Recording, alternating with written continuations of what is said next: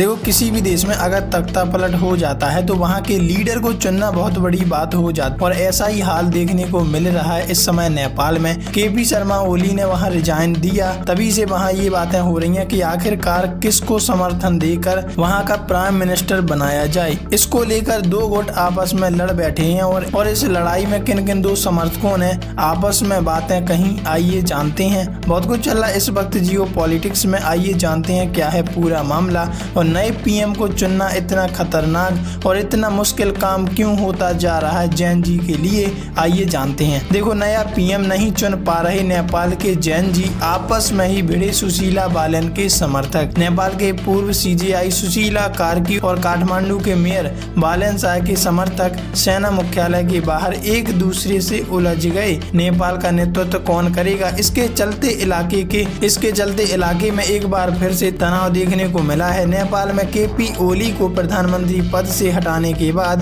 अब नई सरकार के गठन की तैयारी हो रही है। रेस में बिजली बोर्ड के पूर्व प्रमुख कुलमान घिसिंग, पूर्व सीजेआई सुशीला कार्की के नाम है। वहीं काठमांडू के मेयर बालन शाह के भी बड़े समर्थक संख्या में उखरे हैं। ऐसे में अलग अलग लोगों के समर्थकों में आपस में ही टकराव देखने को मिल रहा है। भद्रकाली स्थित नेपाली सेना के मुख्यालय के बाहर जैन जी समर्थकों के बीच अंतरिम सरकार के चयन को लेकर भिड़ंत हो गई है। नेपाल के पूर्व सीजेआई सुशीला कार्की और काठमांडू के मेयर बालन शाह के समर्थक सेना मुख्यालय के बाहर एक दूसरे से उलझ गए। नेपाल का नेतृत्व कौन करेगा, इसको लेकर काफी बातें हो रही हैं दुनिया भर में। इसके चलते इलाके में एक बार फिर से तनाव देखने को मिला। ओली का इस्तीफा होने के बाद अब तक जैन जी यह तय नहीं कर पा रहे हैं कि अगला पीएम आखिर कौन बनेगा। मीटिंग के बाद हर बार नया नाम सामने आ रहा है। कुछ दिनों तक नेपाल की सड़कों पर खूनी हिंसा देखने के बाद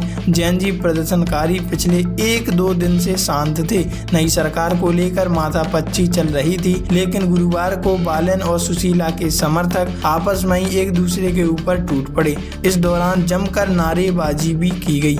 जैन जी समूह के प्रतिनिधि गुरुवार को नेपाल के राष्ट्रपति रामचंद्र पौडेल और सेना प्रमुख अशोक राज सिंहदेल के साथ भद्रकाली स्थित सेना मुख्यालय में अंतरिम सरकार के नेता का नाम तय करने के लिए बातचीत कर रहे हैं। सूत्रों ने बताया है कि प्रदर्शनकारी जैन जी समूह पूर्व मुख्य न्यायाधीश सुशीला कार्की, काठमांडू के मेयर बालन शाह और 2 अन्य के नाम अंतरिम सरकार के नेतृत्व में विचार पर हैं। अंतरिम नेता प्रधानमंत्री केपी शर्मा ओली की जगह लेंगे, जिन्होंने छात्रों के नेतृत्व वाले हिंसक आंदोलन के बाद मंगलवार को इस्तीफा दे दिया था। सेना के एक प्रवक्ता ने पुष्टि की कि विभिन्न हितधारकों के साथ बातचीत जारी है, हालांकि उन्होंने किसी का नाम नहीं बताया। सेना के प्रवक्ता ने कहा कि हम विभिन्न हितधारकों के साथ कई दौरे की बातचीत करेंगे। बातचीत मुख्य रूप से मौजूदा गतिरोध से बाहर निकालने और साथ ही देश में कानून व्यवस्था बनाए रखने पर केंद्रित होगी। वैसे आपकी इस पर क्या राय है, कमेंट में लिखकर अपनी राय जरूर दीजिएगा।